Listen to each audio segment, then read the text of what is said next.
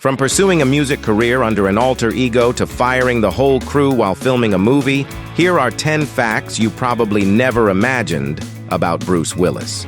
He released 2 music albums and performed as his alter ego Bruno Radolini. The Return of Bruno is Willis's 1987 soul album released on the venerable Motown label. The album, which was boosted by backup from The Temptations and Ruth Pointer from the Pointer Sisters, was a moderate success thanks to Bruce's cover of Respect Yourself. The actor released another album, If It Doesn't Kill You, It Just Makes You Stronger, in 1989 before getting back to acting. Die Hard caused him a hearing loss. While the guns used on the set of Die Hard were loaded with blanks, they also had more gunpowder, so they made a louder sound for the microphones. In the scene where the actor is firing up through the underside of a table at one of the terrorists, the tiny space combined with the louder rounds caused him a permanent loss, 2/3 of the hearing in his right ear. He's not American. Bruce was born in West Germany in the year 1955. By the time he was 2 years old, his father left the armed forces and all the family moved to New Jersey. This explains the way he talks, and that he went by his middle name, Bruce, rather than his original name, Walter.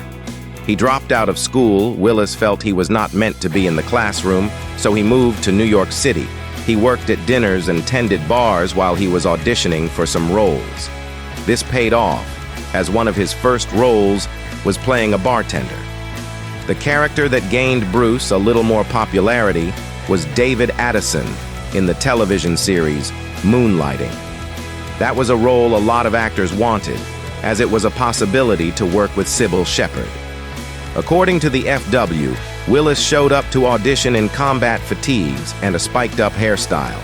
Despite his looks, he was charming and talented enough to land the spot and get his first starring role. He suffered a severe stutter. According to IMDb, when still in school, the actor had trouble making himself understood. Despite being outgoing, he couldn't get his words out fluently until he was around 9. According to the actor, he found his cure by accident when he auditioned for a part in a local high school play, A Connecticut Yankee in King Arthur's Court. As soon as he got on the stage, his stutter completely disappeared. It came back once he'd stopped acting, but he'd found the key. He almost did not become an action actor. Willis is popular for starring in action films. However, when he started, he was much better known for comedies. When Die Hard was being cast, there were lots of big names getting called for the lead role. The film was originally pitched as a sequel to Commando, and although it had been rewritten as a standalone piece, Arnold Schwarzenegger was the first actor to hear a pitch. He turned the project down, so Sylvester Stallone was the following actor they casted, and as he declined too, they opened auditions. When Bruce tried for the part, he brought the clever one-liners he'd displayed in Moonlighting to the role.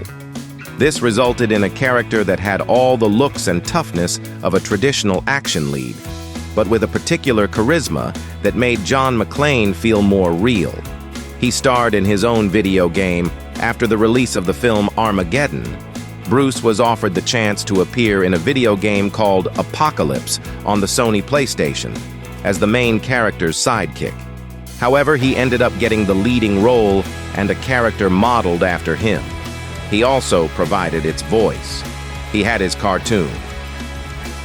The Bruno franchise grew fast with the 1996 animated series Bruno the Kid. Bruce provided the voice for the character, a small kid who had a receding hairline and lived a double life as an 11-year-old and a secret agent who worked for a government agency. Willis, of course, also sang the show's theme song. He recommended Michael Clark Duncan for The Green Mile.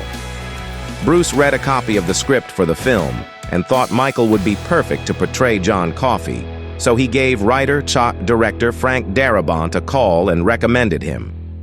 Willis and Duncan worked together later in the films Breakfast of Champions, The Whole Nine Yards, and Sin City. He worked in The Sixth Sense because he owed Disney for syncing another movie. The participation of Bruce in the film wouldn't have never happened if he hadn't made another film canceled before. Willis was going to star in a Disney-backed hockey movie called The Broadway Brawler, but there were some issues between him and the filmmakers. As he had a producer credit, he decided to stop the production by firing the director and the crew just 20 days into the project. Disney chairman Joe Roth could convince Willis to make amends by committing to at least 2 more films with the company. Those movies ended up being The Kid and The Sixth Sense. Seems like Bruce was never that, though, after all. Which fact surprised you the most?